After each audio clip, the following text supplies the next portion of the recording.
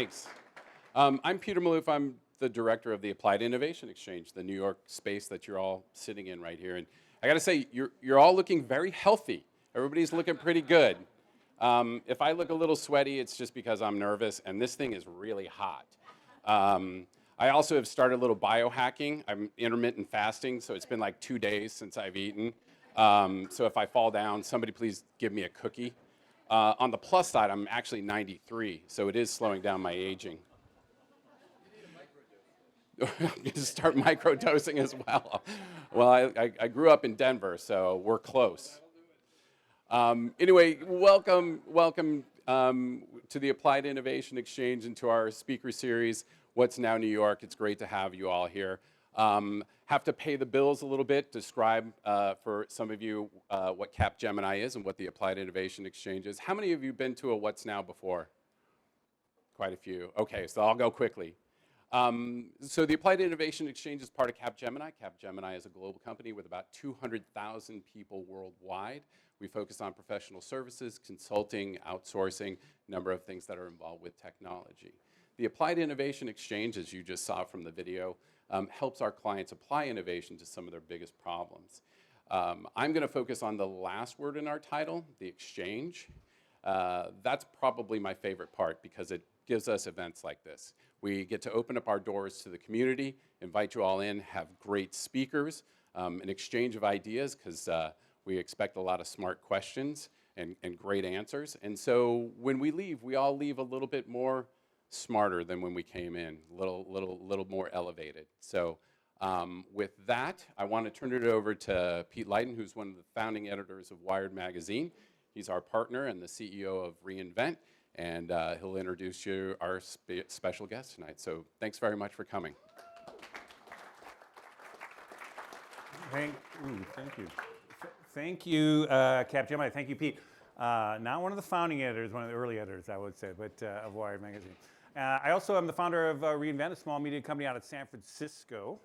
But I wanted to, before I jump into this, say thanks to Capgemini. Really, this is now our 5th year going into this. We do them in San Francisco, where we started 5 years ago. We've are now moving into about our 50th. This year we'll be doing our 50th version of this. We've done them. It's been an opportunity that Capgemini has given us to basically bring kind of leading innovators in all the kind of key fields that are reinventing the economy and the society. It allows us to bring together a cross-disciplinary network audience like yourself, super smart crew that actually helps in the conversation with us. We also are able to do a 3-camera shoot, live stream it, by the way, if anyone wants to tweet it or anything, use that hashtag and get it out to folks who are maybe watching now. You could also watch it later if you loved it. Anyhow, it's been a good run. Couldn't happen without Capgemini. Thank you. Now, besides kind of running this media company, I started out as a journalist many, many years ago, a long, long time ago. Too long to actually really get too into it here. But that is where I met actually the speaker, our featured guest today, Kara Swisher. We were both classmates in Columbia, Columbia's Graduate School of Journalism, just up the way here. And there's a few other folks here. There are also some folks who actually literally there with us who have come down for this conversation as well. But anyhow, it was a long time. It was, just to put it in context, I hope we're not outing it, but kind of the mid-'80s, think of it that way. And this was a time when the old media was flourishing. It was about 10 years after the whole Watergate thing, and the journalists had brought down the president. It was like the newspapers had these kind of monopolies on distribution and advertising in print, and TVs had monopolies on kind of visual media in the local media, and so they were flush with money. People like us were getting paid well, or decently at least. And it was a time where we were trying to figure out on the balanced news, and we were all up to find the objective truth, and there was this whole kind of thing. It was kind of the last gasp of the 20th century media, really. Our class was the first to start to actually, in our year, we introduced IBM PCs. And it was the beginning of essentially the end of that old journalism. And we didn't know it at the time. At the time, it was a kind of interesting thing. We thought, oh, these are cool, these PCs. But it really, what could it really do to change things? Well, both Kara and I, and a lot of us coming out of that class, went on to cover the tech story. Kara was essentially started with the Washington Post, Wall Street Journal. She covered the business side primarily at that time. She watched the story of the rise, fall of AOL, which is kind of a parable of that time. I kind of headed out west to Wired, the early Wired magazine. It was kind of following the kind of big idea, trippy future, fuzzy future kind of crew on the tech side. And we've kind of both watched this thing. And what's really been interesting is we've watched the spectacular rise of technology from these goofball startups to the kind of biggest companies on the planet right now. We watched essentially, a rise and fall in the dot-com crash, but then a kind of inexorable rise up to really totally transform our world in ways that no one really had seen or anticipated in the same way. We also watched, and it's totally linked, the absolute crash of media. And they're totally intertwined. It was tech that blew out those distribution monopolies in the print side through the internet and also through the video side, basically through the internet. Blasted apart the advertising monopolies and basically took a lot more efficient way to do advertising so that resources went. And we really watched from the 90s when the newspapers were still flush, we watched the next decade of the 2000s, the kind of buckling, and ultimately the last decade, the crash. And so now instead of bringing down the president, we've got a president on Twitter who's basically bringing us all down to our knees. So it's but these two stories are really intertwined. And one of the things I want to do with Kara, we're going to talk a little bit about that from a big picture point of view, because there's a lot of lessons in there. Because media was it was the canary in the coal mine. Because it was an information-rich industry, infotech was going to obliterate it first. But that same dynamic is actually coming to retail. Amazon's wiping out kind of retail, or it's moving into healthcare. It's going to basically get to education. There's all these other fields. So there's a kind of delayed kind of reaction that there's something to learn from what happened with media. I would also argue, I think that we could be in a place that media is through the worst of this transition and could open up into much more sustainable models going forward. And I'd love to see what you think about that. We can talk about that, and also through the brains of a lot of kind of journalistic and media folks in this audience right here. Think about the future, which I think could be much more positive than people think. I think the worst is behind us, and we'll talk about that. The final thing basically I want to say is we're lucky to have Kara. Kara really is one of the certainly premier tech and media journalists of our time. She she had access and has access to all the tech titans and all the media moguls of our era, and still does. She ran and kind of co-founded and ran All Things D, which at its time through the Wall Street Journal was just the go-to conference she had to go to, and now her company, which she co-founded, Recode, is doing the Code conference, which is the continuation of that. Again, the go-to place to go. She's got a fantastic podcast, is adapted with the times, her Recode Decode, which many of you probably listened to. And she's also now got one of the plum assignments as an opinion writer for the New York Times. And so all of us are really lucky to have her. And so let's welcome Kara for a neat conversation. Hey, why don't you sit on this one? Either way. Yeah. Thanks, that's mine. Thanks. Kara, you are used to being the one grilling everybody else, so I'm okay. So I'll be taking over this interview very soon. But go ahead. Laugh and laugh. Our common friend David Bank, who warned me about that. He said, "Kara's going to flip everything on you." I shall. So, you shall. So I'm all willing to do that. Yeah. Well, here's what I'd say.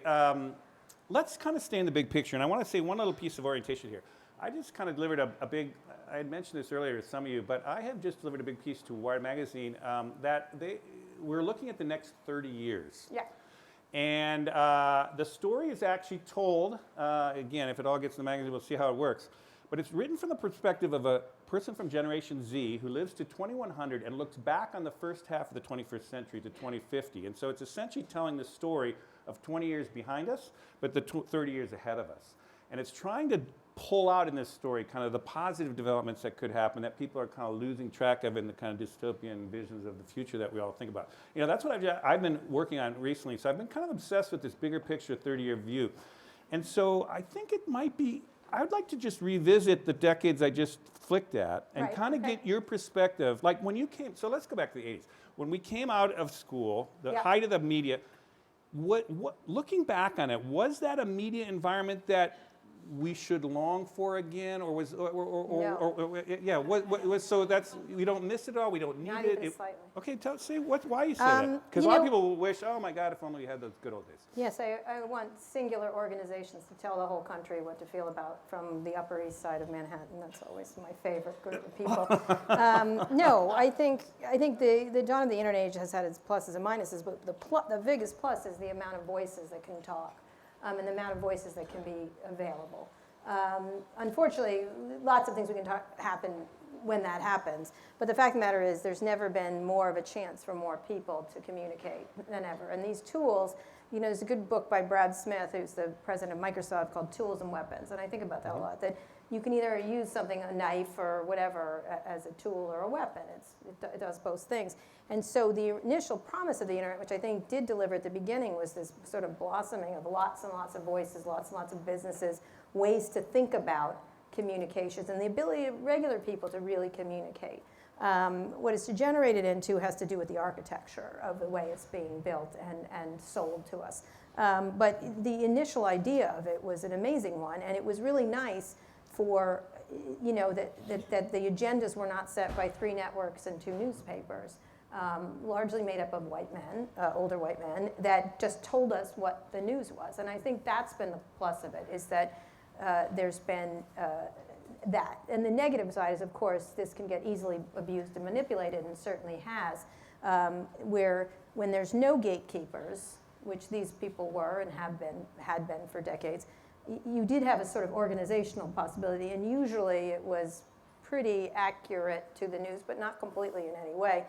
Now it's sort of such a noisy mess, it's hard to discern what's important and what's not. And so that's the difference, is the chaos has gotten, I don't think anyone realized how quickly information could be weaponized, amplified, and then weaponized. And I think that's the part that we're still in, is this sorting out period of how, who really, that there is some gatekeeper, or really, I don't want to use the word gatekeeper as a bad word, but taste element of trusted sources that can guide people through the mess that exists because of so many media outlets. Let's get to that in a minute, because when we look forward, because I think there's something to there, which is really the value of accurate and kind of information. I think is going to go up, and I think actually the prospects of good journalism is probably going to go up. But let's get there in a second. So the 90s, you know, I remember that, you know, when we were watching this early internet, you know, the newspapers had these 20% profit margins, and everyone was fat and happy at the time. Do you think the media companies at that time could have adapted in ways if they would have gotten their head out of their asses and kind of figured this out, or do you think it was just inevitable they were going to get blown to pieces? Anyone could do anything if they pick up their head. I mean, I was at the Washington Post at the time, and I was starting to pay a lot of attention to digital. At that moment, I was covering AOL and things like that. And I remember when the Washington Post, they went with a site called Interchange. Do you remember Interchange? From AT&T, Interchange. Yep. And I remember meeting the AOL people, and I thought, no, these people are doing something innovative and interesting. You know, I had spent some time with them, and there was an opportunity, I think, for the Post to invest initially in that, in AOL, and I think the Chicago Tribune ended up investing, and it made a fortune. That's why the Chicago Tribune got to stick around for a little longer. And I remember having a discussion with some of the executives at the Post, most of whom I like very much, lovely people. And I'm like, we shouldn't be with Interchange, we should be with AOL. These guys are doing all this really interesting stuff around news distribution and fan base and communities and all kinds of things, and consumer-friendly interfaces. And they're like, Kara, we're going to go with the phone company. And I was like, why the fuck do they know what they're doing? Like, this is a terrible, you've tried the platform, I've tried both platforms. The AOL platform is easy to use. The whole mantra of AOL was so easy to use, you know, and it was. And it was friendly and well done, and they just didn't, they wouldn't have thought of it. And the second part is I covered retail just before I started covering the internet. And I watched the decimation of retail by Walmart, really. At the time, Walmart was the company, and the end of homegrown retailers, right? And so there was Woody's in Washington, D.C. I wrote about the demise of Woody's, the demise of Garfield's, the demise of Heckinger's. A giant food managed to stick around because the guy happened to be super innovative and entrepreneurial, and there wasn't a grocery chain that was national.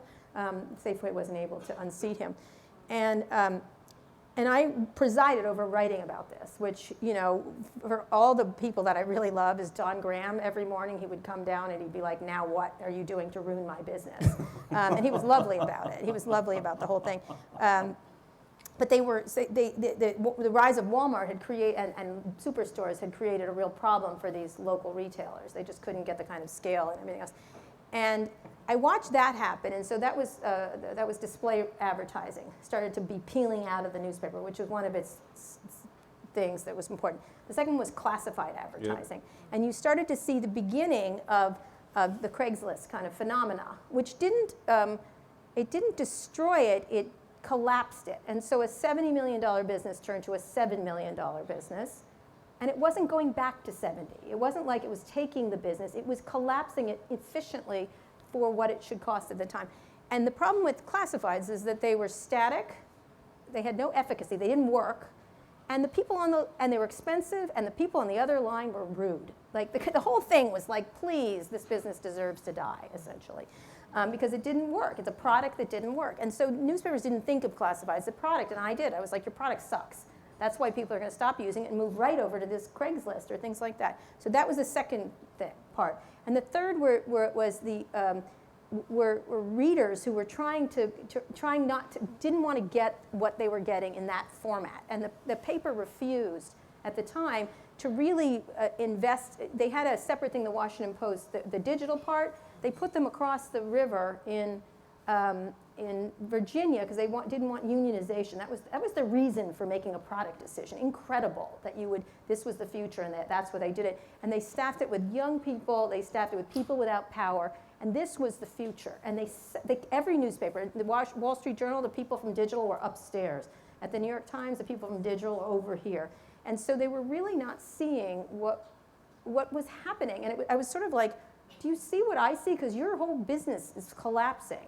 And you're pretending it's not. And when I went to the Wall Street Journal, I got an offer from the Wall Street Journal because Walt Mossberg got me there, which is a different story. But Don Graham came down to me and he said, oh, you know, he's like, Carol, he's lovely. He's the loveliest man on the planet Earth. And he's like, why are you leaving? And I said, Don, the water's rising and you're on a lower floodplain than the Wall Street Journal.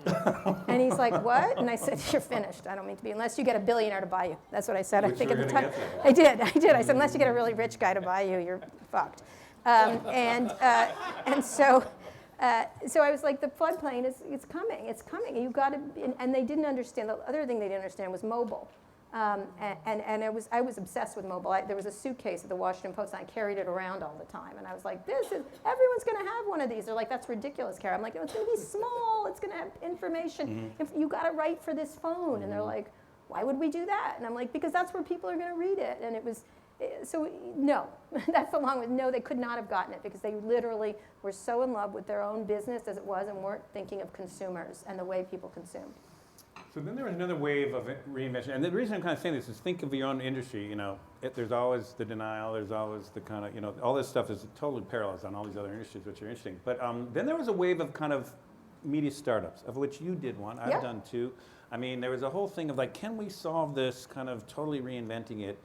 And there was a bunch of money in there, and there was all this pressure to scale, and it crashed, and now we're back kind of, you know. So describe that period as, was that a fertile time where we had a bunch of cool ideas to try? Well, I mean, but on the other hand, it didn't quite make it over the kind of... It did not make it over. That's not true. Okay. A lot of them didn't work, certainly, but it doesn't mean they weren't worthy in terms of what was working. They're still working their way through, and every single one of the media companies then copied everything and just replicated it essentially. Right. And so it was a really fertile time for ideas. And some of the stuff. Now I always thought about when I was at the Post. I was always like, okay, you've just got subscriptions and classified. If classified dies, you're losing that. And you know, I'm always very aware of revenue streams. And so one of the things we did right away at All Things D was we did not rely on digital advertising. I spent time with the Google and Facebook people, and I knew they would kill us. I was like, there's no way. It was a race to the bottom to try to compete with them from a technological point of view and from a purely shameless, we don't take advantage of people's data the way those information thieves do. We're not information thieves. That's what they do for a living. And so we weren't going to do that. We weren't going to play the games that they did or be willing to make money the way they did. And technologically, we weren't even close to where they were. And so we thought about digital advertising, sure, like a little money there, but also events. I was one of the first people to do events. I was, I think, the first journalist to do all these events that were live journalism.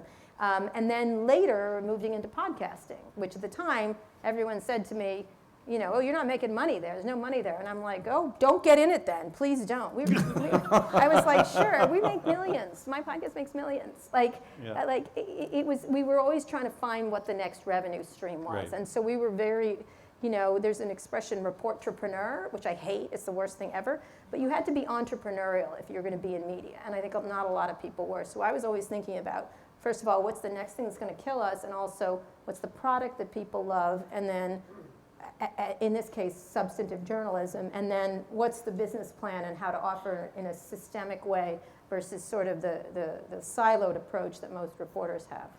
So here we are. I mean, we're doing a very collapsed kind of version of the ups and downs and where we've gotten to. But are you feeling it that we might have done the worst is behind the media world in terms of trying things and lunging here and there, money that we want, and that we're actually at a point now that perhaps moving now to the subscription model or in a chaotic web or you know, crazy social media environment, that accurate, good, trusted information might actually have a kind of life in a subscription way and move off the, I mean, are you starting to see like, hey, we can see the light at the end of the tunnel from a broader industry point of view? No, because it's not always going to be subscription. It's going to be a lot of things. I don't have I have a little subscription business with, I would call my Code conference a subscriction business. I sell tickets, essentially, or whatever, however you want to look at it. I guess I could create a community kind of thing, like an Amazon.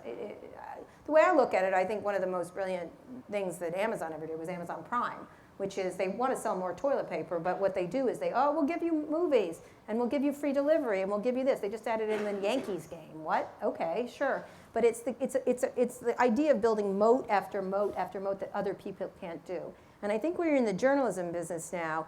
If you don't do something other people can't, you have to do something other people can't replicate, right? So it's either got to be through your talent and your ability. Like, other people can do interview shows.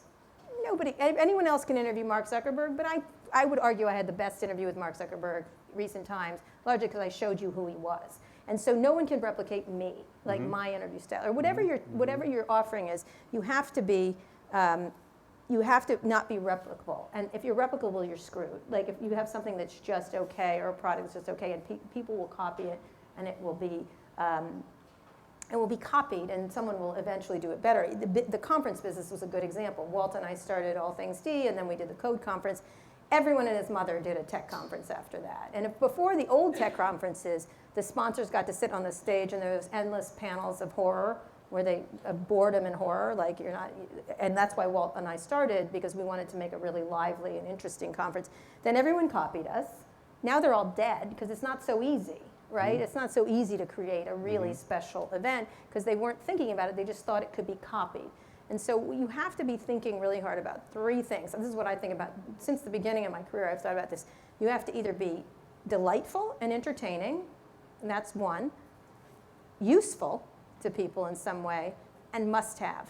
And if you can have all three of them, you're a winner. You win, and nobody can catch you. Like, I think about our Pivot podcast. No one saw that coming, right? No one thought I would have a crazy professor from NYU that I scream at every week. Who has been here for us. Yes, he's fantastic. Yeah. Scott is amazing. But no, everyone would have said, oh, Kara and Andrew Ross Sorkin should do, and Kara and blank. No, I was like, this guy is who I'm going to do. And the reason why is it's delightful and entertaining. It's essentially, Scott says something offensive, I hit him, somehow insight pops out from the smack I give him, and then he says something offensive, and then I hit him. That's literally the whole show, if you had to break it down, if you had to draw it. And it's useful to people, because people get really useful information about the companies and the stories that are happening. And then it's must-have, because nobody has these insights but him, and me helping them get there. You know what I mean, essentially. And so that's a perfect product as far as I'm concerned. See, it's great, and we're doing great. And there's no way we're not going to do great if we don't stick with those things. And so that's what you have to, I think too much, what you do is you do it because this is the way we did it. And that's my least favorite phrase to hear from anybody, This is the way we do it. And my question is, well, let's do it differently. Let's do. And I think that's what newspaper people, who are probably had been the most risk-averse people on the planet, did for a long time. Got you. So let's shift here to the tech world a little more focused before we swing back to the media here. Again, you have really connected to these tech entrepreneurs, tech titans, however we want to do, moguls, however we want to think about it. Do you think that crew, and you've watched them through your careers, like we described, we've both their career, right? And both of us have kind of seen versions of that. Do you think they've changed over time as individuals, given the increasing power, or do you think there's still that kind of spark of idealism and kind of want to do the right thing at some level too? I mean, just talk a little bit You're about that. You're assuming they were good in the first place? Well, that's what I'm asking you. I mean, oops, sorry here. They were not. I know, I think one of the reasons why I was so successful as a tech journalist is because I literally entered a picture of all tech fanboys, the reporters, and I'm talking about the reporters, that these people hung the moon. They're amazing. They're like, and I was less impressed with them. Right from the start? Right from the start. And you thought they were just out for the money? They're fine. Some of them are good, some of them are bad. I'm like an adult and can discern that people are different. The stories that some of those magazines wrote were insane. Like, Kevin Rose is going to change the world. I'm like, no, he's not. He's not. The person who solves cancer perhaps will change the world, but not that guy. Not that guy who's making a pinging service for finding buddies to drink. Sorry, I'm just not that impressed, right? And so I had a lot of skepticism from the start, but and not cynicism, skepticism. Like, that's what it was. It's like, you're making a dating service, you're not changing the world. In fact, one of my first stories for the Wall Street Journal when I was there was their inane names they gave themselves, like Chief Yahoo or stuff like that, and their weird proclivity to dress like children, like in sweats and stuff like that. And I saw a lot of performative stuff in that. And I'm like, are they really like that, or is this part of the plan? And I was really interested in looking at it from a sociological perspective. And that's the way I tended to cover it. And so I think they have changed. I think what has happened is, as they've gotten more powerful and wealthy, the bad aspects of them have gotten worse, and the good aspects of them have gotten less good. You know what I mean? And what happens to a lot of these people, not all of them by any stretch of the imagination, Reed Hastings is the same man he was when I met him, when I interviewed him in a basement at Sundance when he first opened his company. I'm going up. He was he was an adult to start with, so that was easier. He was an adult person when he started. A lot of these people were quite young and unformed. But essentially, these people did not change, I would say, that they were not changeable in any way. And when people get that wealthy and that powerful that quickly, and people are licking them up and down all day, they tend to start to believe that they hung the moon. So that's the problem. And I think what's good is that I met them when they weren't that big, and I knew what they were like, and so this new stuff is bullshit to me. And I tend not to. But you're saying the core person hasn't changed necessarily, but the suck up stuff is getting to their head a little bit, I guess. Is that what you're saying? Yeah, they become more and more right, and their judge of being right is money, which to me is not the judge of being. Any idiot can make money. Like, not everyone, but you know what? It's not that hard. Like, look, I mean, whatever. That's not what it was. It was the thing. Now, there's a couple of people like Elon Musk. And even Jack Dorsey, I just wrote about him this week in the Times. Yes, genuinely amazing product people, really, truly. Like, Elon Musk can be as crazy as can be, but man, has he made some really cool things. Always was like that.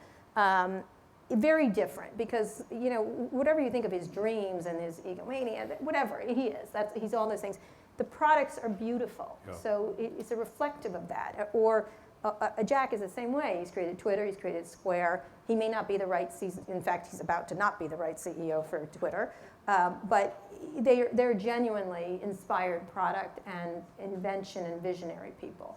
And so that's a pleasure to write about, and I like to celebrate that of them. But the other parts, I don't think just because you make a lot of money, having been adjacent to Larry Page at Google, makes you smart in any way. You just were lucky in lots of ways to be in the right place at the right time. Given the Tech Lash, because you live we're here in New York, but you do live in San Francisco, as I do. The Tech Lash, what's your interpretation of how horrified people are, or how much that might make people change. So, for example, could you imagine the tech world helping lead the way to more stakeholder capitalism rather than shareholder? I mean, could you see them making some kind of less self-centered kind of choices, cooperating in some kinds of ways to spread wealth differently, or to kind of open up regulation that they won't resist? Or is there an opportunity here to take advantage of that, given what you know about the powers that are running these companies? I think the rich people are the same the world over. Really? You know, they're so poor, all they have is money. That's how no, I don't expect it. And I don't think they would have created this stuff, and it's gone this far, and they still feel like victims. Like literally, if you listen to Mark Zuckerberg's recent speech, he's like, I can't believe people are so mad at me. And I'm like, fucking believe it, dude. Like, you've created a product that's created a lot of havoc in people's lives, to say nothing of the addiction, to say nothing of, it's a lack of self-reflection on the part of these people, either because they're so horrified about what they do they can't face it, which I don't think is true, or a lack of ability to have any empathetic notion that perhaps what they created might not be perfect. And so what they tend to do, the joke I always tell, and I've said it a million times, is there's so little self-reflection in Silicon Valley that it's a miracle that they can look in mirrors. They cannot see themselves. They cannot reflect it, because what they think is that any bit of doubt, and that's just called self-reflection, which is what adults do. Any bit of doubt will hinder their go-go growth, will hinder innovation, will hinder them from getting bigger and bigger and bigger. And so their growth at all costs mentality has sacrificed quality, like quality and thoughtfulness. And so there is a reason it is doing to society what it is doing, is because it's architected that way. And you can look at something like Google, which the search engine is the search engine, right? It's architected for speed, accuracy, and I guess it would be speed, accuracy, and context. Like when you search for, ADL on Google, you're going to get ADL, right? You're not going to suddenly get a lot of anti-Semitic stuff. You're going to get ADL's website, this and that. It's pretty architected for that, and you get it quick. You go over to YouTube, before I pointed this out to the YouTube executives, you went to ADL on YouTube, and by the way, it's owned by Google, FYI, and you would search ADL and you get huge amounts of anti-Semitism. Like, why is that? Because that's architected for speed and engagement. Speed, engagement, and virality. That's what that's architected for. Same thing with Twitter. Speed, virality. And so if the way they've architected it has created the result they do. And the reason they've architected it that way is because of the nature of these companies, which I think are probably the least diverse companies on earth. Like a bank is more diverse than a Silicon Valley internet company. And so when you want to ask the question, why, for example, they've done a better job, but why is Twitter have been so unsafe for so many people of color and women? Why?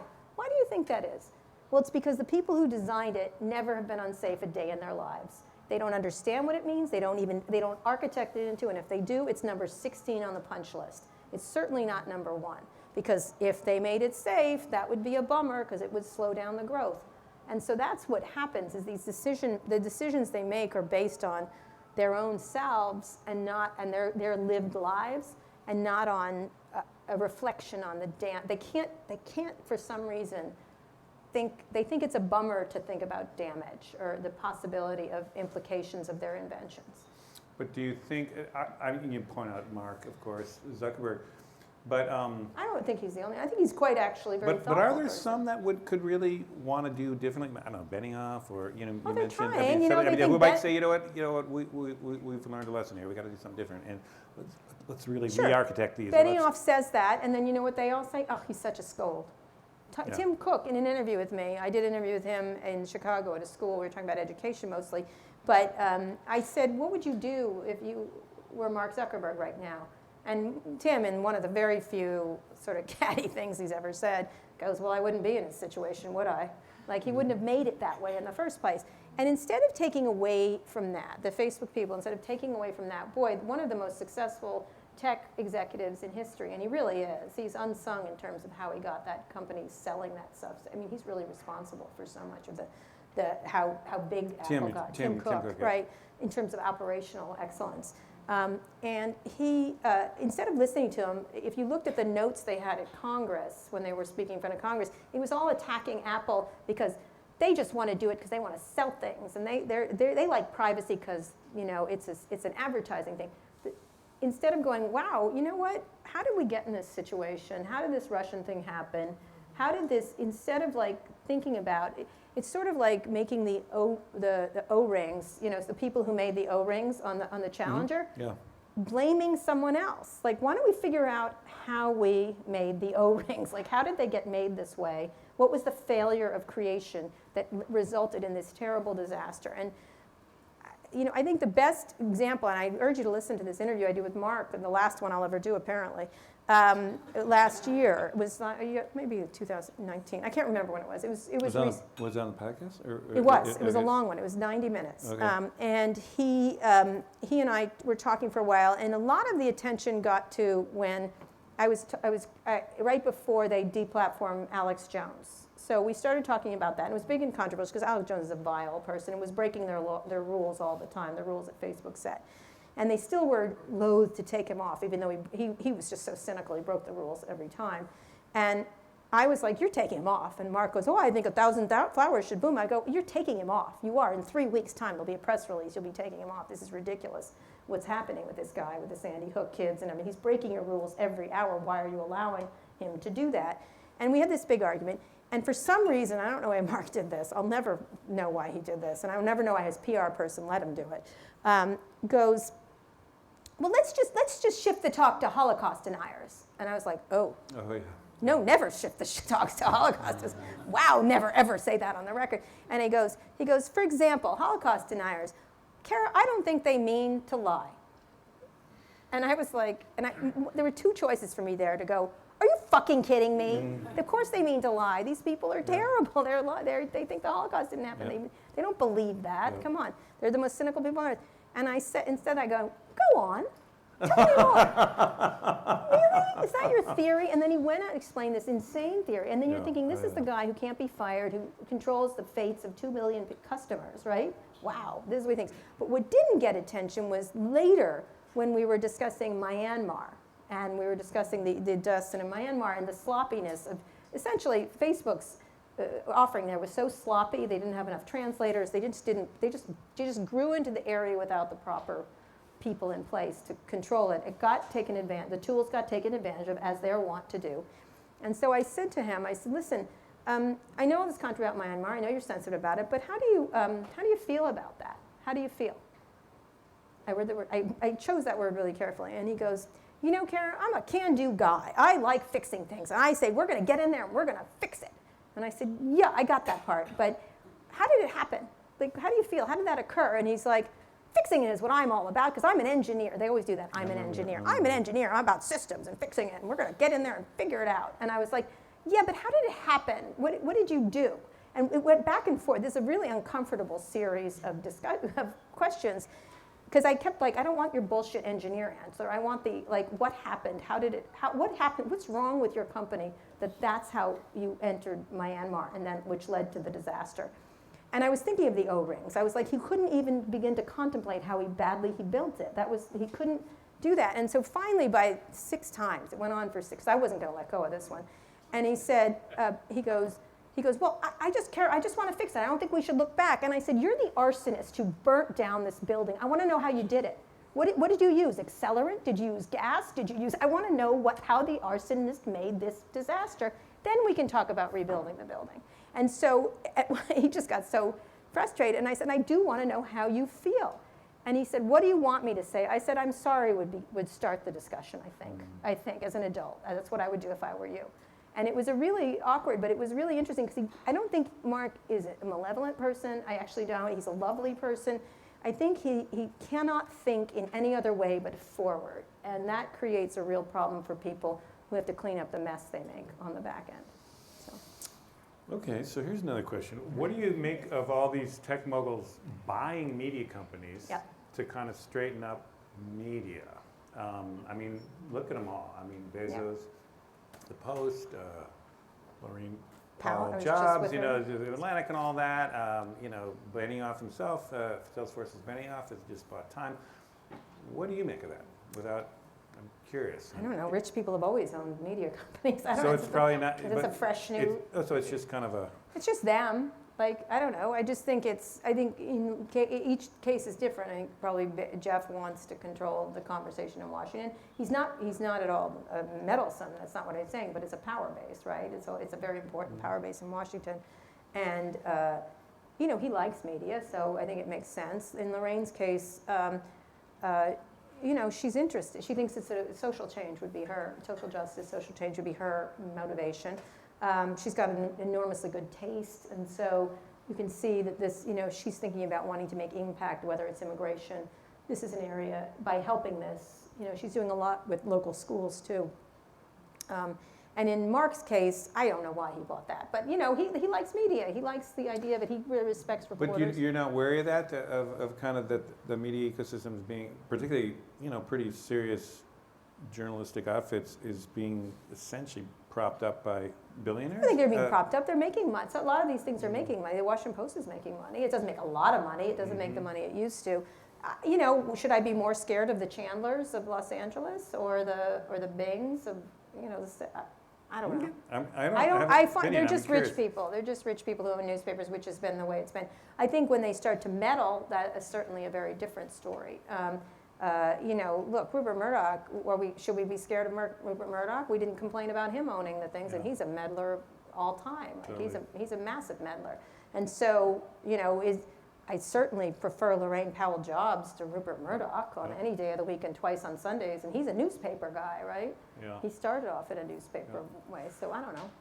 So how about the tech companies getting into media, like Amazon doing streaming video and TV shows, and Netflix, the same thing. I mean, that's another development that the tech world is now creating media. Well, they have to grow. They have to grow in some direction. But from your kind of just sense of media or the society, is that a good thing? Is that bringing new money into those spaces? Innovation, sure. Blowing Why them not? open? What's wrong with more content? I don't know. I think it's it's why they're doing it. Look, Amazon is doing it to sell toilet paper. That's what they're doing. That's really what they're doing. I was talking to Jill Soloway, who did the wonderful Transparent, and I was like, you should get a vig from every piece of toilet paper you sell. And she's like, what? And I go, well, he doesn't care about you. It's the toilet paper he's selling. It's like it's Palmolive back in the 50s, right? Whatever.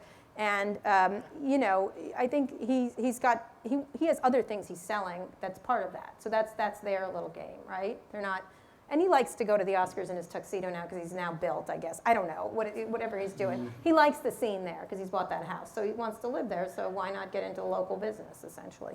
And then in the case of Google, they want to own the whole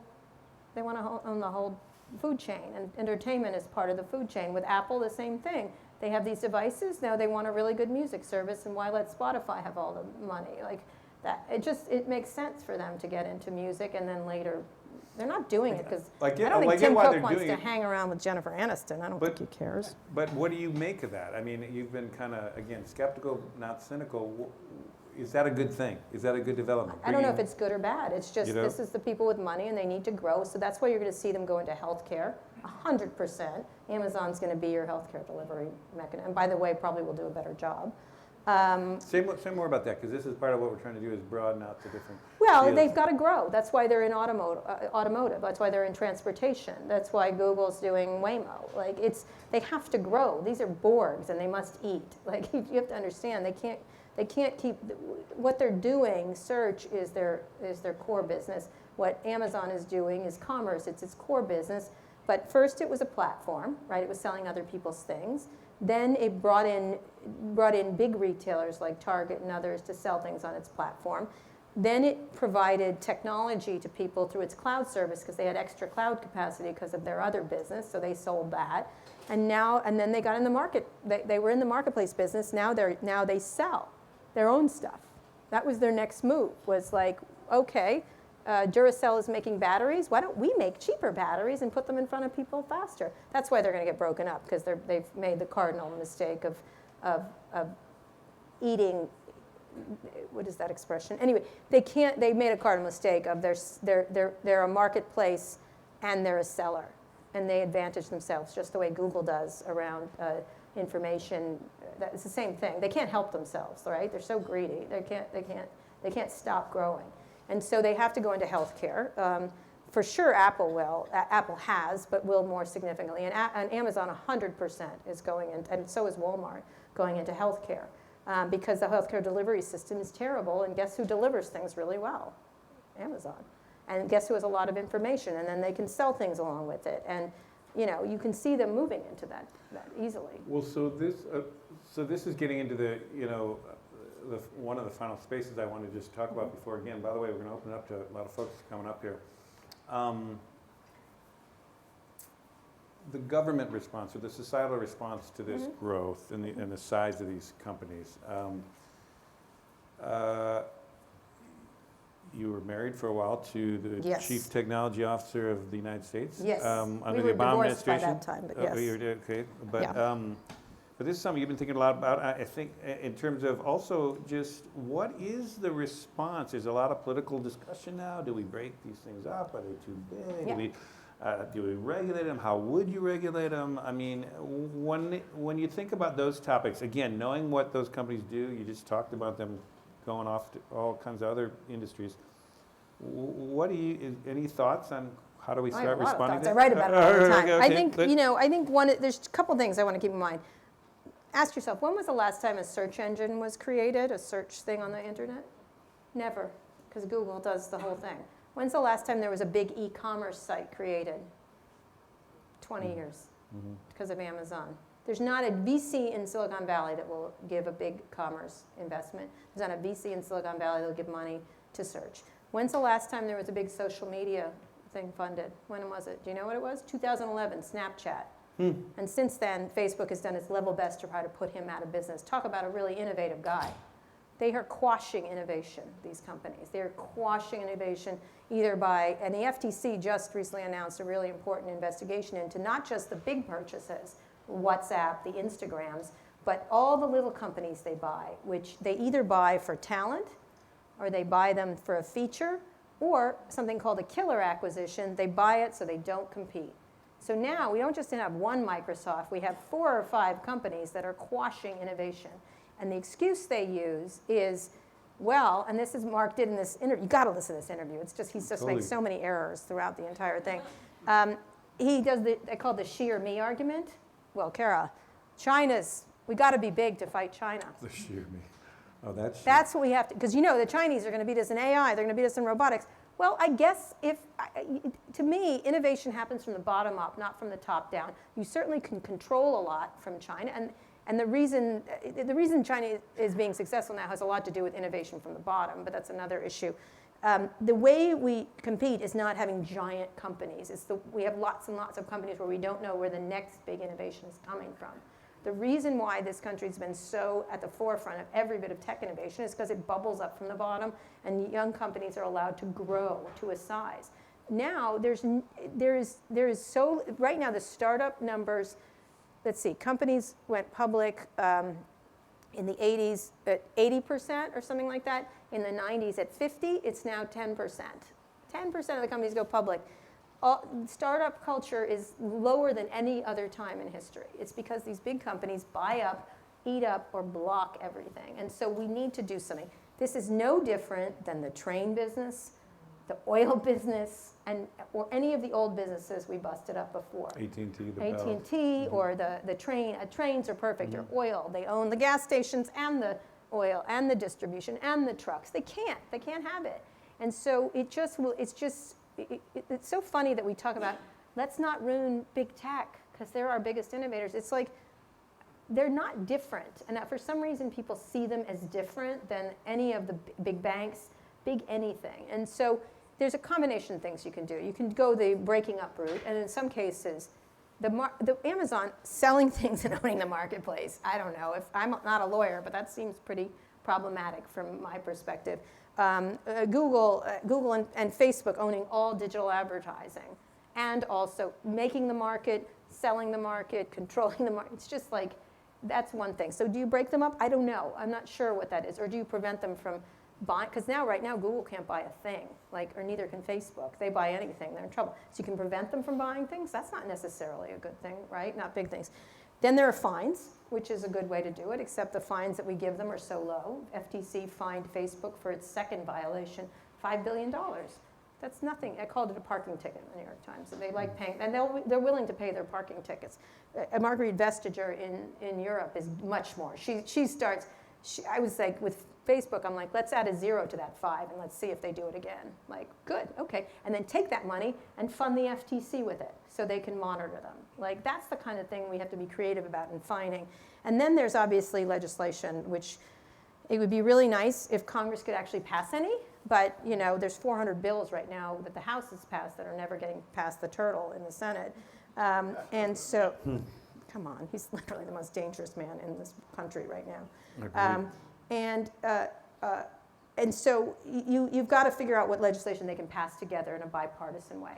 A privacy bill would be nice, a national privacy bill to limit the uses of data and the ability of them to sell to third party, lots of things. There's all kinds of things that need to happen around a privacy bill that puts them in. And then they're looking at something called Section 230, which I do not think should be overturned, but we have to think about writing a smarter version of that. Do you want to just explain that to Section 230 was, which I wrote about in the Washington Post when I was a young reporter, is part of the Clinton, communications, before that I think, and maybe it was a Clinton, the Communications Decency Act, most of which was declared unconstitutional.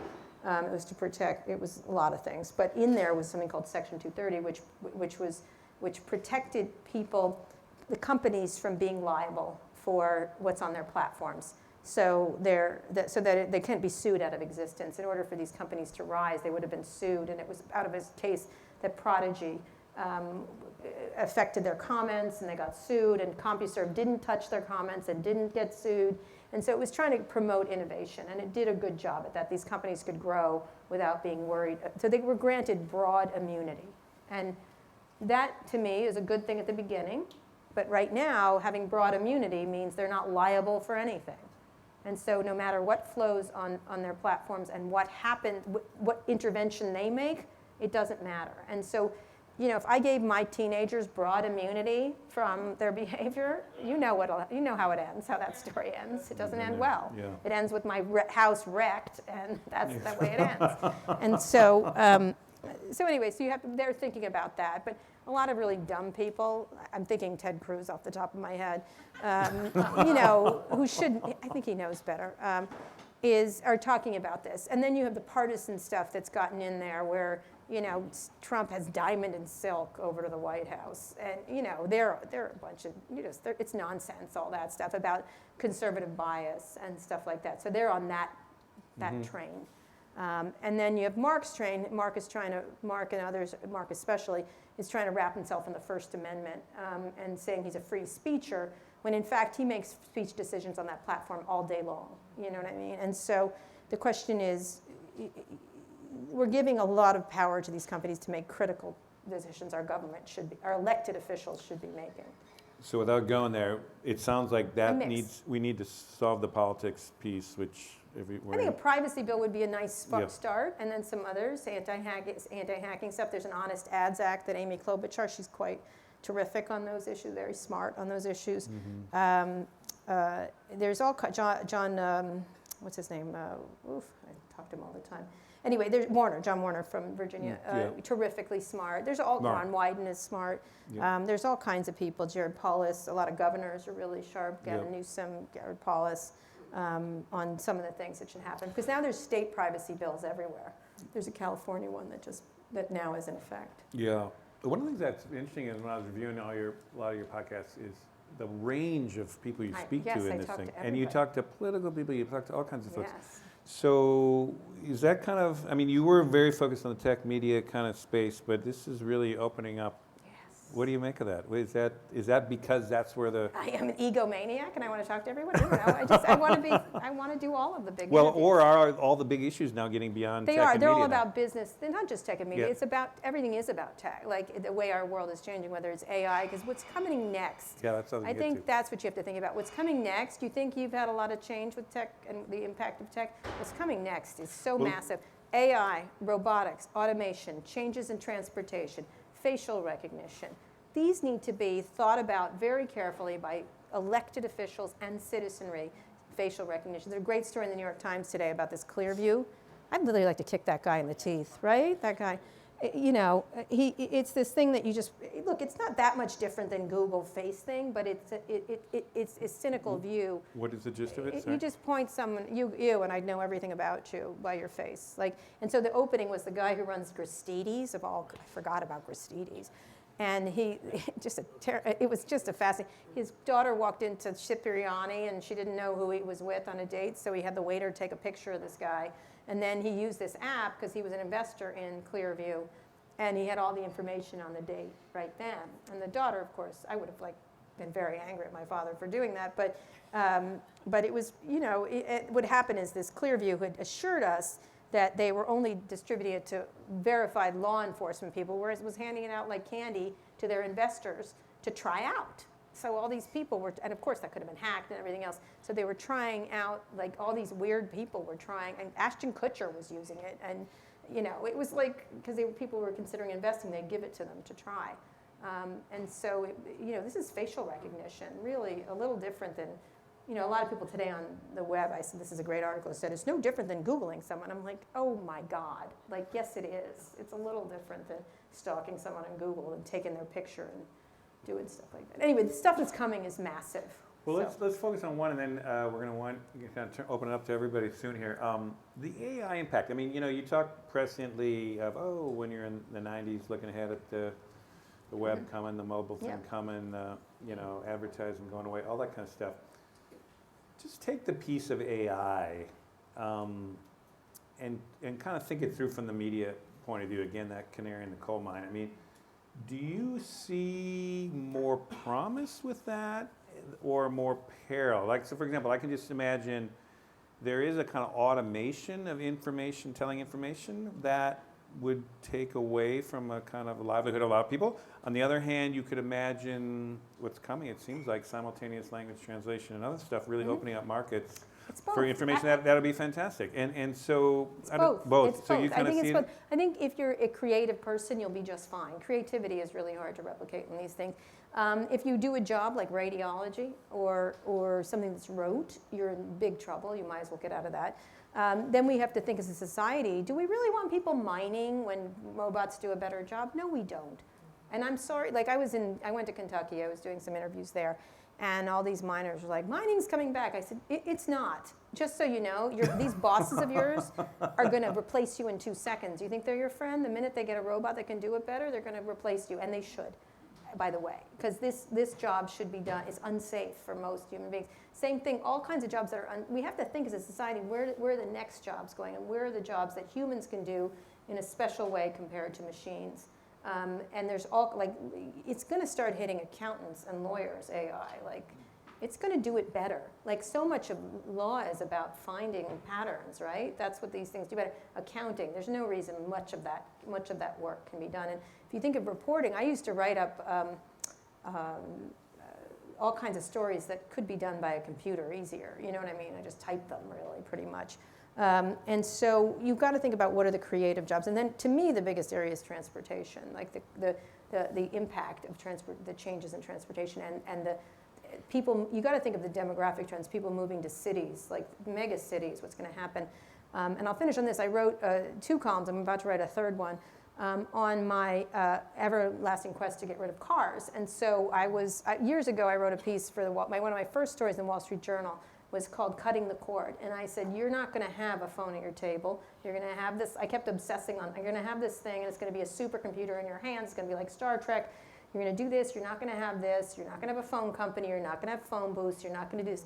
And at the time, everyone was like, that's ridiculous. Everyone's going to have a phone on their desk. And at the newspaper, everybody had those idiot phones that I never understood. And so, you remember those? It was like, what is happening with this phone? So what was interesting about that, I just wrote one called about getting rid of cars. And I said, someday, owning a car is going to be like owning a horse. You might have one to drive around and have fun in, but nobody's going to own a car. You're going to be in fleets of cars that are going to be owned by companies, and you'll get, it'll be eventually autonomous. It's right now, no one will own cars, and then what are the repercussions? And that's why I talk to other people. I talk to insurance company people.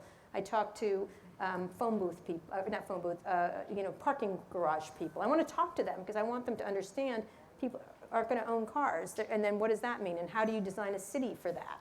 And what happens to parking? What do you do with? I had like Bill de Blasio, and we mostly talked about bike lanes for half the time. And of course, he's got constituents who like a car, so he like goes that way. And so when I wrote about it, it was really interesting. I got all these emails from the Midwest. We like our trucks, our Ford 150s. I'm like, keep your fucking trucks. I don't care. But eventually, we're going to get to you too. Like, it's going to start in the cities. And someday, there's going to be a hay. And I like to put my hay in the back seat. I'm like, good for you. Do it all. Knock yourself out. I don't care if you put your stupid hay here. Like, do it for yourself. But eventually, there's going to be an autonomous vehicle that's going to move the hay. And there's going to be a robot arm that's going to pick up the hay. And that's the way it's going to be. So what, like, are you going to be ready for the next? And what are you going to do that's more creative or more useful? Why do something that a dumb machine can do better? Like that, and I was like, I'm so sorry your way of life is going over, but you should be hauling hay. Like that's like not the best use of a human being. And so that's, I think, that's what I'm trying to do, like get people like get ready for what's coming. Because what's coming is massive, massive, massive. Couldn't agree more. And I also just came off a big next 30-year thing, and it's like, oh my God, if you think, my frame is that if you thought the last boom coming off the digital revolution was a big boom, big. These are big. This thing's gonna dwarf that thing in terms of the amount of change, and also I think potentially economic activity and prosperity if we do the right thing with it. But that's a bigger question that we can talk another time. But so I think we're at the point now where let's open it up. We got such a great group of folks here, and here's what we got to do. Since we're live streaming this, we do need the mic runner to get it to you. So if you could stand up, because we're also shooting this, as you know, and just say who you are, and then maybe make your comment or say what you're going to say. So okay, you saw here this guy here. We'll start going around here. Can I see hands just right now so I can kind of get a bit better sense of who's interested in stuff? Okay. My name is Jack Petrie. I'm with Vestian. So my question is really about Disney. I think they're brilliantly, we haven't mentioned them, but they're brilliantly executing on a strategy to disrupt media, traditional media. I just want to have you weigh in on your thoughts on that. Oddly enough, I just wrote a big column about it, which you can read in the Times. Yeah, it's okay, no problem. You don't have to read everything I write. Just my mom does. Although my mom doesn't read it if it's not actually physically in the New York Times sometimes. She's like, you have been writing for months. And I'm like, I write a column every week, Mom. Like, because she reads the paper itself. So I think Bob Iger is one of the most talented executives in media and in business, period. I think he's really innovative. I interviewed him speaking of people you wouldn't have thought I interviewed a long time ago. I went to see him because I was interested. I had watched Michael Eisner just make a stupid decision after the next in the digital space, and he started to make some good ones. And some ones that didn't work out. But I thought he was really interesting. When I interviewed him once, he said, if someone's going to eat our lunch, it might as well be us, right? So I like that attitude of his. And I think what Disney has done is understood their lane, right? That's what he's really good at. He understands the lane he's in and does it really well. And then he moves out the lane outward rather than moving into other areas. You know, like Rupert Murdoch started 9 digital businesses, all of whom failed, because he's not staying in his lane and moving outward.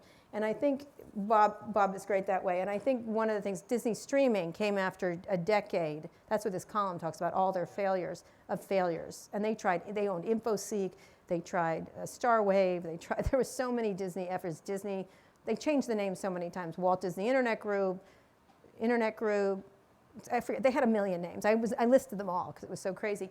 But I really do think he finally settled as technology met what they did well, which was content. He's done a nice job now of using that. He didn't need to be in the technology business. He just had to utilize technology. And so I think that, and of course, parks are full of technology. How you move people in and out of parks, ticketing, marketing, everything about a park is so technical if you don't think about it that way. But even though it's an analog experience. And so I think he's one of these, this is one company that I really think is going to dominate media right now. I try to think of the other ones. Now News Corp is too small, really. And you look at something like, you have all these others owned by the phone company, really, and that's a problem. You hear it within the thing. And so what is AT&T going to do properly? What is Verizon going to do in that area? But the big companies, Disney is really the number one top class and dominant by far. I think one thing they did miss was Netflix. Like Netflix was around the track 4 or 5 times before any of them caught up. And so I wonder what's going to happen to Netflix now, because now they're catching up. Very similar to what media companies did with the stuff we did, is now they're, I'll be interested to see what happens to Netflix. Meaning being And- superseded by And media Spotify He's also. eliminated the distributor, now he's got to eliminate the pipes. But he's going to still need to cooperate with these companies. I think that, but that's why you see Google and the others getting in, because they finally don't need them. And so that's what I wonder what will happen to a Netflix or a Spotify, who are both innovative, hugely innovative companies. And so I see Netflix being bought by like an Apple, like you can see that happening, or a Spotify getting bought by an Apple. Now, the founder of Spotify doesn't want to sell, and that's why they're moving into podcasts, because he's looking for any revenue stream. But you're kind of doing the real politic thing, which is right. This is probably what's going to happen. But Yeah. doesn't that fit right into what you don't want to happen, is what you're saying, is keep the ecosystem diverse. These make are sure there's shareholders. I don't know. That one, Yeah. I think you can't stop an Apple buying. Well, you could potentially do that. So let's go here. I mean, I know there's a lot of people. Let's get it right here, and we'll get to all these folks here. Hello, my name is Ishmael. The question is, how do you think the future politically is going to be affected? For example, Andrew Yang or AOC moving toward more a socialist, democratic socialist system based on technology. Right. I think democratic socialism got a kick in the teeth this last week, right? Didn't it? It seems like it. Oh, Sleepy Joe managed to pull it out. That's good for him. I think it's not democratic socialism. I think it's that the ability to reach people. And I think Trump, as much as I abhor him, he's really good at social media. The way Roosevelt was to radio, Kennedy was to TV, this guy is to Twitter, right? He's really used it well to campaign, to articulate his, well, articulate is a word I wouldn't use close to him, but he does, whatever he does, whatever, amplify what he's saying. He uses it for campaigning, he uses it for governing, he uses it to bypass everything. He's doing it beautifully. And so I wrote a column about what would Trump do if they kicked him off Twitter. There's nowhere else for him to go. It doesn't work with just Fox. It has to have Fox and Twitter. And it doesn't really work in Reddit because there's not enough regular people there, and then it doesn't really work on Facebook as well. It's really interesting if you start to sort of take it apart. So I think the politics is changing is this going to be the permanent way people behave on politicians behave using social media in this fashion. And I actually did another column comparing Trump and AOC. I think she's the future because Trump is a broadcaster, right? And he's unique in that. He's unique in all ways. And I think that he broadcasts, he yells. He's just yelling out his opinions, and there's not a thing. And what AOC does, which I think is a little more interesting, is she's first of all, she speaks internet by native. She's a native internet speaker. He's not. And she does a call and response kind of thing, where she's using it for dialogue, which I think is the way she and some other politicians do it is really interesting. And so I do think politics is permanently changed because the media is now using it, they're responding and everything else. And so you wonder if we're going to just stop doing that once it's over, or it continues. It's more about the changing paradigm based on technology. Meaning? Saying that we're on the verge of changing human nature by not doing tasks like coal mining. Yes. So what do It's going to change to a paradigm which is not capitalism as we know, or more like democratic socialism. I think probably capitalism in this country at least. I don't know around the rest of the world, but I do think the question is what are jobs now and what should people do? I think Andrew, you're talking about. I did a great podcast with Andrew about that, about the $1,000 thing. I'm going to give everyone $1,000. I think he's talking about a bigger idea, which is that we have to unleash creativity in people and entrepreneurship. And I think that $1,000 does really, if people aren't sort of pressed so hard with a foot on their neck to do something stupid, some dumb job in order to make money, or a job that isn't going anywhere, we've got to free them for creativity. And I agree with him 100%. I don't know quite the way to do it, but we have to be, I think it's more in the educational area. The way we teach kids is just really not the way it's going to be. We don't teach teamwork, problem solving. You know, I'm the bane of my kids' school because, you know, sometimes I'm in these meetings and like, we're going to do this with the kids, and they're like, Carrie, you need to get your kids to do this. I'm like, I told them not to. And they're like, what? I said, it's a waste of fucking time. I wouldn't hire them to do that. Like, why would I make them do something? I'd rather take them to a movie. Like, and and sometimes when my kids have to do homework, I'm like, don't worry about it. Doesn't matter.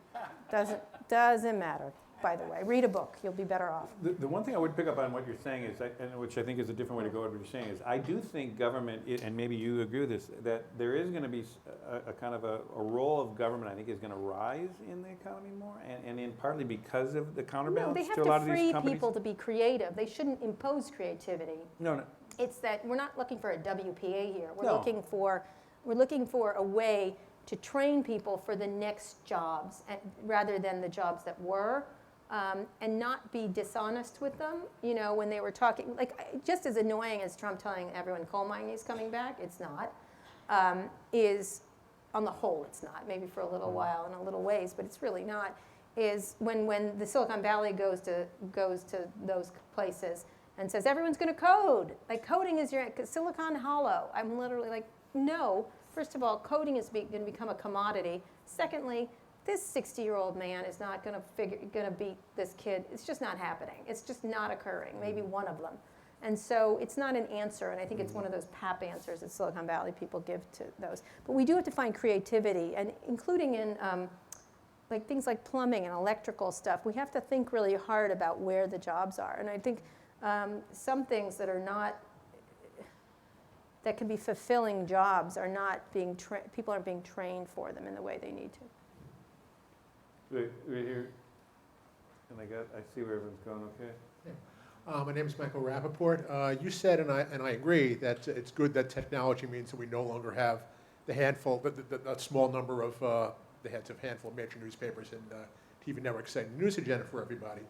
But as you know, a big part of the problem is what's happening below the level of the Times and Post and the Journal. Local CNN. news. Exactly. I mean, you have tons of local newspapers that have been killed or hollowed out. You have places across the country where you no longer have anybody watching what local officials are doing, or Right. where people can get information on what's going on locally. What do you do about that? So far, local news startups haven't come close to filling that gap. No, I think it's what's really, I'm interesting because I just had this discussion with Lorraine Jobs about this. I was talking about with her, because one of the things, I interviewed A.G. Sulzberger at a thing, and I said, what would you do if Lorraine Jobs gave you $1 billion? And then in another interview, I said, Lorraine, why don't you give the New York Times $1 billion? Like, I was trying to broker this deal. It's not working so far. But what I'm trying to get at is what I said to Lorraine was look, if you want to spend all this money on education, whatever, she's doing a lot of immigration stuff. I said, why not, if you're in media, why not buy a lot of local newspapers and innovate them, the ones that exist? Figure out what could work at a very base level to be even break even. Because a lot of the news startups were started to make money, and I think you've got to think of it more as a civic thing and also important for community and all kinds of stuff.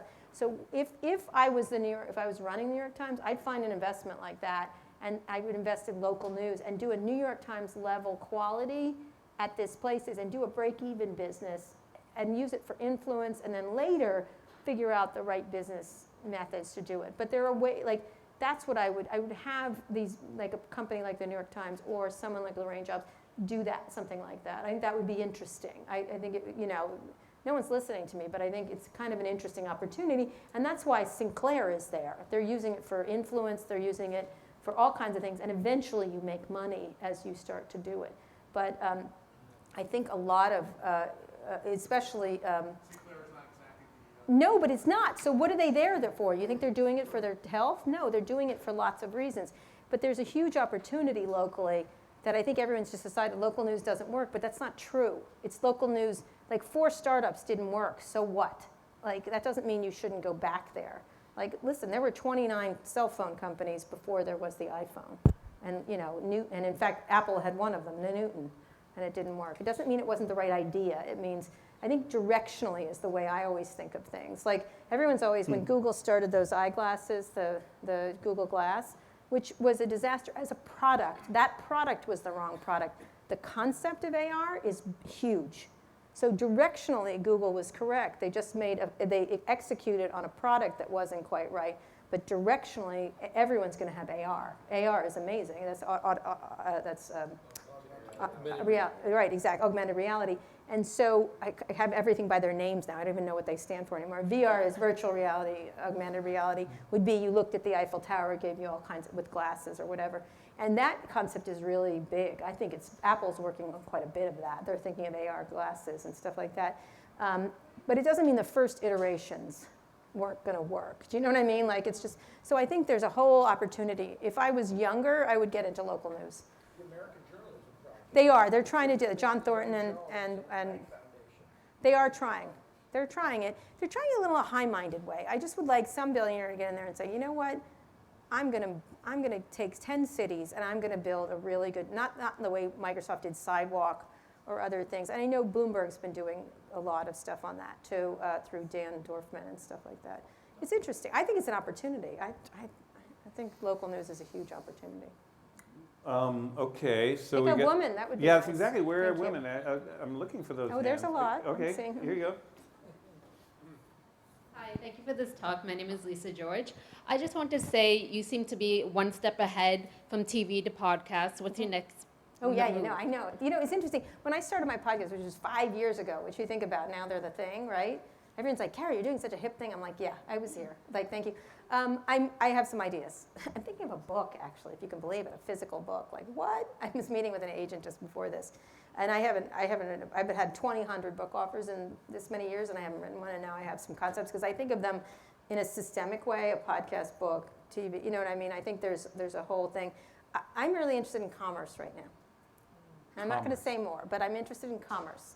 There are commerce opportunities in journalism that I am thinking about. And I feel like people are in a situation, and I don't mean I'm going to sell like thigh masters on TV or something like that. I think people need trusted information on everything now. And that includes things they're buying and buying decisions. And so I think it's a real opportunity for trusted people that do the work and are trusted to do some things. I'm just noodling around on this idea. So I think that's interesting. I also think I'm obsessed with scooters and urban mobility. That's the other thing. I think that's where you're going to see some massive changes. And I've been visiting all the autonomous car companies and all the autonomous vertical lift and takeoff vehicles. Have you heard about these? Velos? Yeah. They're essentially drones you get in. Like, I know, doesn't that sound safe? Nothing could go wrong with that. What it is these small vehicles that, so you would, this is the concept is that you're in Manhattan and you want to go to Brooklyn instead of getting on the subway or whatever. Now you happen to have very good public transportation here. However much you all complain about it, it's miraculous. This is an amazing system for this, and it's around since the 80s, whatever. Is it picks you up on a skyscraper, and it lifts you into Brooklyn in 2 minutes or 4 minutes, whatever, and then you go down and you get in an autonomous carriage that then takes you the rest of the way. And it's all it's gonna happen. It's really fascinating. But it's a combination of systems, and these vertical lift and takeoff vehicles are really are interesting. Then there's the hovercraft stuff that Larry Page is working on. These are hovercrafts, which will be cool. Like, Hovercraft on water. No. No. On land. On land. Hovercraft. We're going to show one off at Code this year. Flying taxis. And then Elon's doing Hyperloop. People make fun of him, but I think it's brilliant. I think it's actually fascinating. He's going to take me to the Hyperloop tunnel. I'm worried. I need to take someone with me. So he said they've all decided they're going to kill me and bury me. It's like when Joe Pesci and that Goodfellas, I'm finally made. And then, it's true. I'm amazed I'm not dead. It's going to be the Saudis because I keep calling them thugs, and I think they've started to notice. So anyway, murderous thugs is what I call them. Anyway, I'm mad. Silicon Valley takes enormous amounts of money from the Saudis, and then pretends they're so good. I was like, they killed a journalist. Like, they dismembered it. They didn't just kill him. Yeah. They cut him into pieces. And so they take money, a lot of money from the Saudis in their investments. And MBS, who's a murderous thug, I'm sorry, came to visit Google, and I called them. I was like, he's a murderous thug. Just FYI, he's keeping all these women in jail for driving. So fuck you. I can't believe you had him and gave him a kombucha at Google. Well, it's complicated, Kara. It's complicated. Well, no. I wrote 4 columns about it. Please stop taking money from murderous thugs. I'm not sure I can stop them from doing it, but I wrote about it extensively and did several. I'm about to do another podcast about MBS. Oh, you do? Okay. Okay, let's go to He's just one another of woman them. here. There you go. Hi, my name is Tara. I'm curious, you said you went to a bunch of autonomous vehicle companies recently, and a lot of AV companies haven't been able to raise like their next rounds of funding or are closing up shop, and some of that has to do with the, what's that? Some are, not every. Some are. Yeah. They're sort of like, we're seeing the first die out, I would Yeah, say. sure. And some of that, I think, comes from sort of over-promising on timelines. Yep. But the typical investors who invest in that sector, so like early stage VCs that we need to create a plurality in these, Yep. that sort of bottom-up innovation might be sort of timid now. And I'm wondering if you can, I don't know, share your thoughts on what has to happen in the funding climate on the VC side to maintain these companies sort of into the future that are super capital intensive and train regulated. companies, auto companies had thousands of auto companies before it settled on 3 or 4. You know, this is the way these things go. Hardware is hard. These are hardware things. And so therefore there's going to be a lot of slow timelines. It's not right. The market's not right. Everything has to collide together. Right now we have people on the road. That's a real problem. People on the road with autonomous vehicles is like, you got to get rid of people really off driving. That's, you will. They will. No, it's going to be this clash, and then it will be, and then everyone will shift, because it's just like that with cell phones. Everyone wasn't using cell phones, and everyone was using cell phones. Like it's all that's the way all these things start. And so I think there's a lot of funding. There's still a ton of funding in it, and what you're seeing is the big car companies getting in. You're getting the big tech companies. You've got Google in there. You've got a whole bunch of big people with a lot of money, knowing that this is a hugely lucrative market. And so I think what's going to take time is there's a lot of good stuff going on in the regulatory scheme work that's actually moving much quicker. What the problem is people in China are doing it faster because they can move problems out of the way much quicker. Because they just say, oh, village, you're gone. We're going to do, you know what I mean, like that kind of thing. And so the stuff I'm seeing is just, I've been following this from the beginning, is astonishing. I have one on this company called Zoox tomorrow. I think it's on the podcast tomorrow, which this vehicle is amazing. This is a carriage, essentially, and it goes both directions, and so it never turns around. And it's just wonderful. And it opens up, and the only issue is safety, which I was talking about with them, and they're aware of this issue. They have cameras all over this thing. It opens up like this, so you never have to really touch another person. They get in, and then they take you there. There's 4 seats in it, and it's beautiful looking. It's small. It's electric. It's built in this modular way that's really going to save a lot of money in terms of manufacture of these things. It's modular in that you can change it and put a trunk in one. Anyway, it's cool, and there's all kinds of ideas. This is a ground-up autonomous vehicle versus putting all the you're not going to drive in those sensor cars that have a regular car that's outfitted with stuff. These are going to be new special use vehicles. But I think it's just going to take time. It's a massive shift. There was a massive shift from horses to cars, right? And by the way, it took forever for that to happen, and people forget that. And in the course of that, there was accidents, there were problems, there were dying companies, there was everything else. So I don't think it's a question of if, it's a question of when. It's just going to, it absolutely has to happen. Largely climate change, massive megacities, traffic, every single demographic says that this has to happen, and it will. It absolutely will. And it's a question of who's going to be. Not necessarily, no. Shared. Shared, they're shared. The key is shared, yeah. Yeah, they'll be shared because sort of right now if you think about a car, 80% is not being used. And by the way, you know how much cars are used? I was just doing some research on this. 4% of your time, 4% usage, which is amazing. It's a waste of time to own a car. It is a complete waste of money and time to own a Also, car. 30% of all urban areas are devoted to parking spaces. And actually in New York, it's 75% of the road space is used for cars, not pedestrians, which is amazing in such a walking city. And so I just think it's an area ripe for change. It's just incredibly difficult because it's analog, you know what I mean? But the way changes happened in advertising, it was sweeping in fast. Mobile, sweeping in fast, but it took a long, believe me, I saw 20 different phones before the iPhone came. But there were 20 different companies that died. There's a great documentary. It's on all planes now. I'm actually in it about General Magic, which you know, it's amazing. General Magic everybody worked there. Like the guy who invented the iPod worked there. Pierre Omidyar, who invented eBay, worked there. Megan worked there, my ex-wife. All these, General Magic set the tone for phones the way they are today, and it died. And it had massive amounts of funding and the best people, and then it died. But it doesn't mean the idea died. So that's the kind of thing. There's going to be a lot of, the planes are covered with the bodies of pioneers, like I said. That's what I always say. Sam Walton used to say that. Let me give you an example, what I'm wearing on my foot here. See, these are Adidas. I just got these from a company called Carbon. Okay, you see this bottom part? It's kind of cool. It's mesh webbing, whatever, a beehive, whatever you would call that. It's made from something called extrusion manufacturing. It's liquid extrusion manufacturing.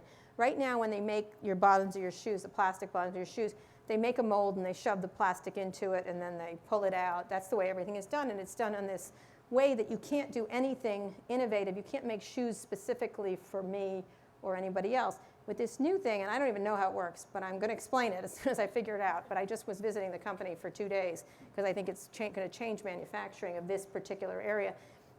They have this new polymer. The woman who's running it used to run DuPont. This is a fascinating company. It pulls it, light pulls the liquid up, and it creates a 3D version of anything, dentures, shoes, insides of helmets. They've got a deal with Adidas and a deal with the biggest helmet maker in this country to make perfectly sized helmets to your kid. They take for dentures, they take pictures of your mouth with just with a wand, and then they make exact dentures for you, or whatever. It's amazing, but they do it instantly, and it's 3D printing, real 3D printing, versus what we've seen among these people in Brooklyn, which is essentially 2D printing, printed a lot. That's what 3D printing is. It's 2D printing is what it is, just stacked on top of each other. This is true 3D printing. And so if you could make just-in-time parts, just change things if there was a safety problem immediately, make these things that are safer. And this shoe is made out of totally recyclable things. And what they do is they put it in a chipper and they make the next thing. And it's really, so from the beginning, the design was made to be remade. Think about that. That's just massive. That's just a massive idea. Carbon. All right. Carbon. Zoox is run by... This guy's been... Go ahead. We're just going to have the... you can finish that thought, but we're going to have one last call, and then we're going to have a lot of folks here. Sure. We're going to have to open up and have a little more food and drink and hang out. Go ahead. Hi, my name is Mira, and I want to ask you Twitter question. Sure. So Paul Singer and his hedge fund, also known as a vulture fund. Yes, they're they're all vulture funds, my friend. They're Go ahead. special, actually. Yeah, okay. They twist they're arms more of evil? Argentina, of countries, of yes, they're more governments. So they're coming, and in background you're talking upon that, like private equity company comes and takes over newspaper. Is it a newspaper anymore? Mm-hmm. So my question is about Twitter. Considering the role that it has from the president communicating with constituents, to Arab Spring, to getting news like the first time I heard about crash on Hudson River, it was Twitter. Sure. So when I don't think that maybe Paul Singer is going to extract more profit and more value there. Is it like more vanity thing, and also what happens overall? Do you think there will be another Twitter and alternative Twitter? They already have a lot of problems considering some sort of censorship that they're applying and expulsion of members to Twitter gulag, without any kind of due process. That's the right So that's lane. my question. Okay. Thank you. One, there's going to be a lot of talk about Paul Singer's support of Donald Trump. I think he's doing it for the money, and there is a huge amount of value at Twitter that has not been extracted by Jack, who's the CEO. I actually have a column up today about this whole thing. Everyone's going to talk about these other reasons why this is happening. The fact of the matter is Twitter, which is one of the most important platforms, has been under-productized and under monetized. Largely because Jack has another job at another company. He's a half-time CEO. There's not a company in this planet that would let that go on except Silicon Valley. That's insane. What if the head of Ford Motor Company says, over here, I've got a restaurant I'm going to work at half-time. Give me a fucking break. You can't do that. That's one. Two, he then said he's going to spend 6 months in Africa. What? Because he's interested in cryptocurrency. I'm sorry. That's great. You should do that. Fantastic. Help, whatever. Fantastic idea. But you can't also run Twitter. So he has put himself in this position. Secondly, the value of Facebook since he took over has gone over 4 to 6 times. The value of Twitter has gone up 10%. It's just, you can't do that in today's Wall Street environment if you have a public company. You need to run the company as a business. And Twitter has been run not as a business. And they haven't innovated. I think the worst thing is they haven't innovated their product in forever. They don't do any product innovations. And you cannot, look at what Instagram has done in terms of product innovations. Some of which they've stolen from Snapchat, sure, but a lot of stuff that Instagram ads are wonderful. They're really good. Twitter doesn't do any of that. They haven't improved their news product. They haven't improved the noise to signal ratio. They haven't improved the bullying problem. They haven't improved the troll problem. They haven't improved it's just like, what is he doing? And so he has opened himself up to someone coming in and taking over. So that's why the stock has gone up since that happened. That's why big investors are going to go along. And what I think happens in Silicon Valley sometimes, and he doesn't have the control that Mark or the Google guys have over, he doesn't have special shares. They're all common shares. What Silicon Valley people do is they try to be president for life, essentially. And he's not. And so he has opened himself up because he thinks he's not vulnerable. And he happens to be vulnerable. And that's why he is where he is. And I think he's an amazing entrepreneur. I think he created Square, which is a great company. He created Twitter, a great company. But he still has to run it like a business. And I think that's what's happening at Twitter.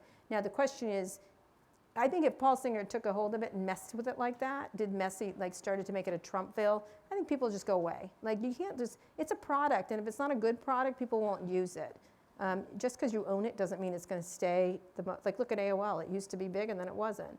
And it's because the product got worse. And I think at Twitter, he's made himself vulnerable, and it's his own fault. It's not Paul. Paul Singer is just a hedge fund vulture who's going to come in and take advantage of it. And there's nothing more complicated than that. And that's what's gone on. And with that, I'm going to have to say, let's give her a big hand for Tara. We still have some drinks, still have a little food here, stay here, and it's been awesome. Thank you. Thank you.